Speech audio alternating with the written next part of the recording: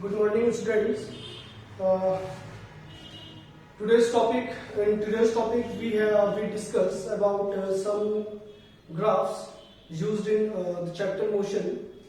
In the previous lectures, we have discussed about the distance, displacement, velocities, acceleration. तो I hope ये terms आपको पता होंगी अच्छे से बच्चों. जब ये टर्म्स आपको अच्छे से पता होंगी तभी हम ये ग्राफ आगे स्टडी कर सकते हैं. तो बच्चों कुछ ग्राफ्स हैं हमारे पास, इंपॉर्टेंट ग्राफ्स हैं जो एग्जाम में काफी इंपॉर्टेंट होते हैं. इसके बेस्ड न्यूमेरिकल्स हमारे पास आते हैं और कभी डायरेक्टली ग्राफ्स ही पूछ लेता है. तो कुछ ग्राफ्स हैं हमारे पास. पहला है हमारे पास पोजीशन टाइम ग्राफ. पोजीशन किसी ऑब्जेक्ट की पोजीशन क्या है और उसके अकॉर्डिंग टाइम वेरी करेगा तो देन हम ग्राफ प्लॉट करेंगे. And secondly we have velocity time graph. तो पहला हम बात करेंगे बेटो पोजीशन टाइम ग्राफ की.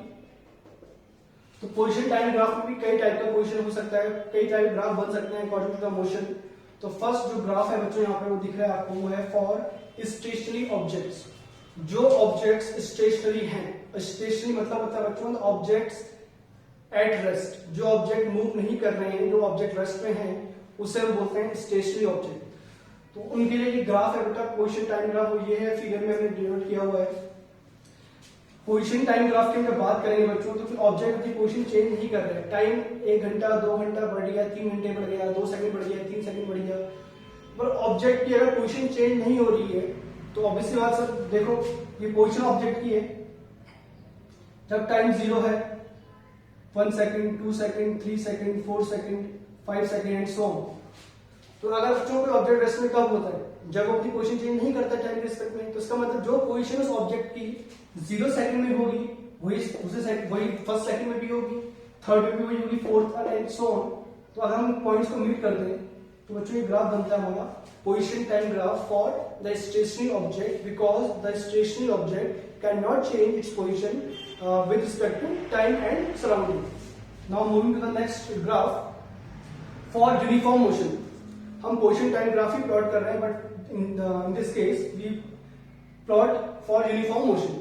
यूनिफॉर्म मोशन के हम ग्राफ प्लॉट कर रहे हैं बच्चों. What is uniform motion? हम लास्ट क्लास में डिस्कस कर लिए. यूनिफॉर्म मोशन होता है मतलब when an object changes equal distance, जब when object cover equal distances in equal interval of time. जब कोई ऑब्जेक्ट इक्वल डिस्टेंस ट्रेवल करता है इक्वल इंटरवल ऑफ टाइम में तो उसे हम बोलते हैं यूनिफॉर्म मोशन.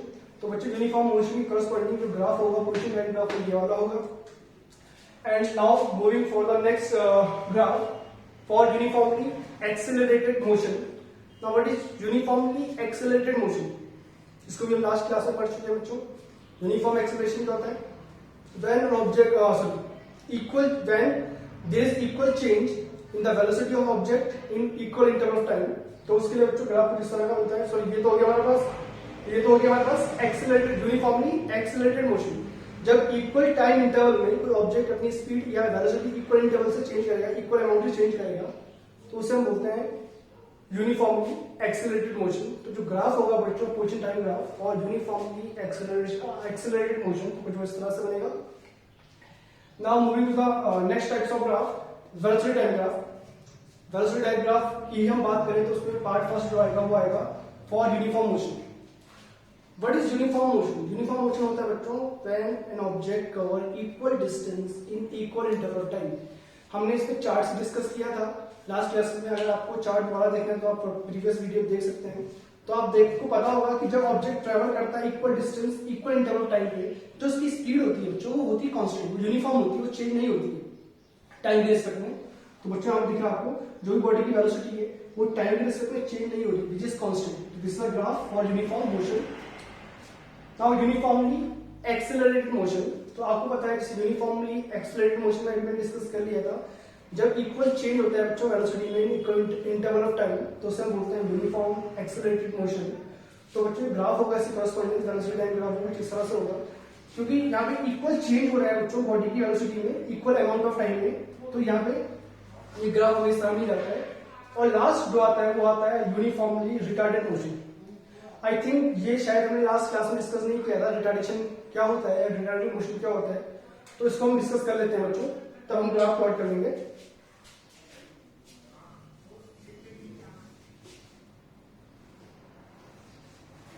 देखिए बच्चों, हमने लास्ट क्लास में कुछ लेक्चर में कुछ ग्राफ पढ़े थे। एक चार्ट में फिर से डिस्कस कर लेता हूँ बच्चों आपके लिए। This is velocity in metre per second and suppose this is time in second. ये ऑब्जेक्ट जो ट्रेवल कर रहा है या इसकी स्पीड जो भी चेंज कर रहा है गिवन टाइम में, तो उसके अकॉर्डिंग में कुछ वैल्यू में आपको गिवन कर देता हूँ। सपोज करो 0 सेकंड में बॉडी की वेलोसिटी 0 है, फिर 1 सेकंड में बॉडी की वेलोसिटी 2 मीटर पर सेकंड हो गई, फिर दूसरे सेकंड में बन गई 4, देन 3 में बन गई 6, 4 में बन गई 8 एंड 5th सेकंड में हो गई समझ को 10। बच्चों आपको दिख रहा होगा हर एक सेकंड में बॉडी की जो स्पीड है वो 2 से इंक्रीज हो रही है। दिख रहा है बच्चों आपको, 0 से 2, देन फिर 2 से 4, फिर 4 से 6। तो हर जो एक सेकंड में बॉडी की स्पीड है या बॉडी की वेलोसिटी है वो इंक्रीज हो रही है इक्वल अमाउंट से। तो इसे हम बोलते हैं यूनिफॉर्म एक्सेलरेशन। ठीक है बच्चों, यूनिफॉर्म एक्सेलरेशन, ये तो होगी यूनिफॉर्मली एक्सेलरेटेड मोशन। अब हम बात कर रहे हैं यूनिफॉर्मली रिटार्डेड मोशन की। तो सपोज कीजिए बच्चों, इसी ग्राफ को हम थोड़ा नई फॉर्म से चेंज करते हैं।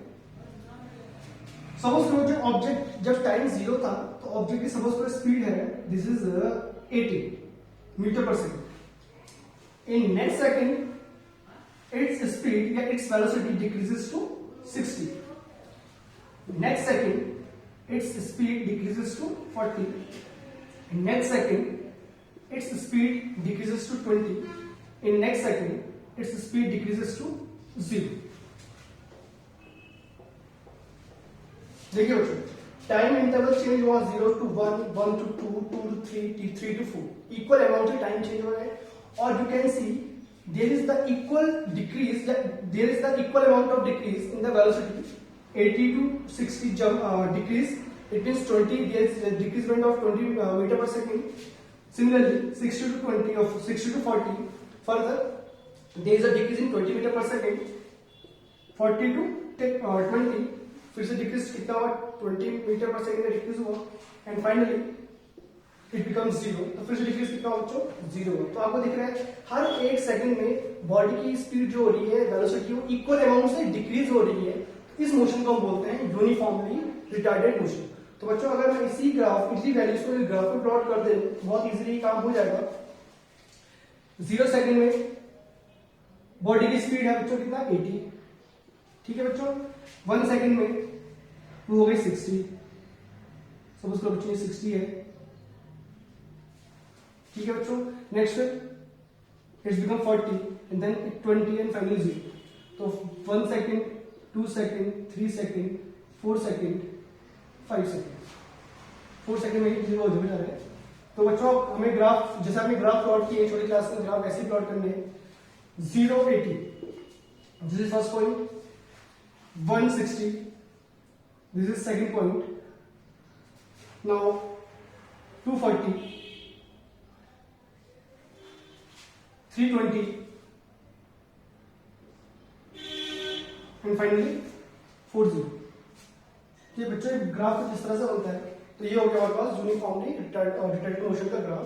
तो यूनिफॉर्म रिटार्डेशन क्या होता है बच्चों, जब बॉडी की वेलोसिटी इक्वल अमाउंट से चेंज होती है, डिक्रीज होती है, तो सब बोलते हैं यूनिफॉर्मली रिटार्डेशन। ठीक है बच्चों, अगर बॉडी में इंक्रीजमेंट है, बॉडी की स्पीड में अगर इंक्रीजमेंट है या बॉडी की वेलोसिटी में अगर इंक्रीजमेंट है तो वहां पे होगा एक्सेलरेशन। और जब बॉडी की वेलोसिटी डिक्रीज होगी with interval, with time interval, then it is known as retarded motion.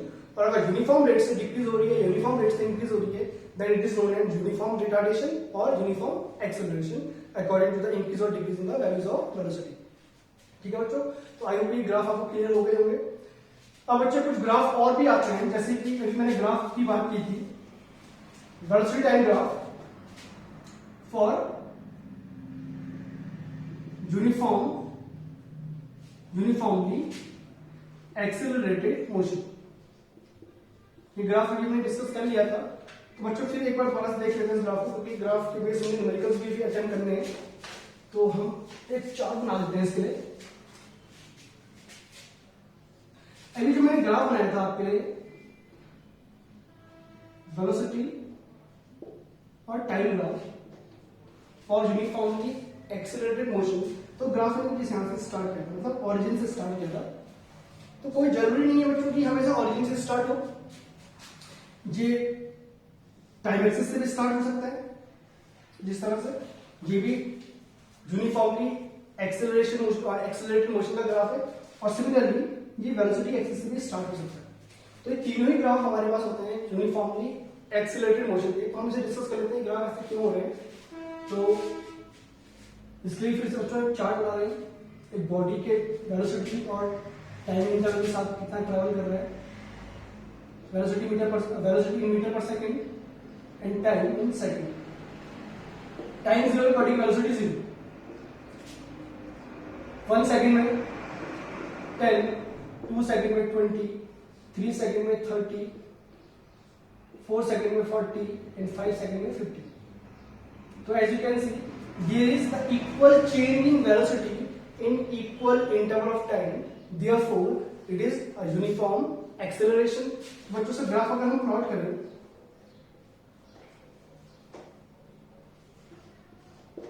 this is velocity, this is time. 0, 1, 2, 3, 4, 5.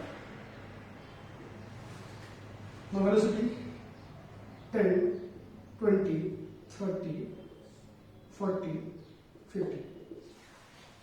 बच्चों ग्राफ और देने आपको आते हैं। पहला पॉइंट आ गया 0 0, next 1 0, sorry 10 1, next 22, 30 and 3, 40 and 4 and 50 to 5। तो बच्चों हम उसे ज्वाइन करेंगे आप सारे पॉइंट्स को, तो आप मिलेगी एक स्ट्रेट लाइन। ठीक है बच्चों, तो ये ग्राफ हो गया इसके लिए। अभी हमने कुछ दो और ग्राफ बनाए थे, उसको भी डिस्कस कर लेते हैं। सपोज कीजिए बच्चों यहाँ पे आता है 10, 20, 30, 40, 50 एंड देन 60.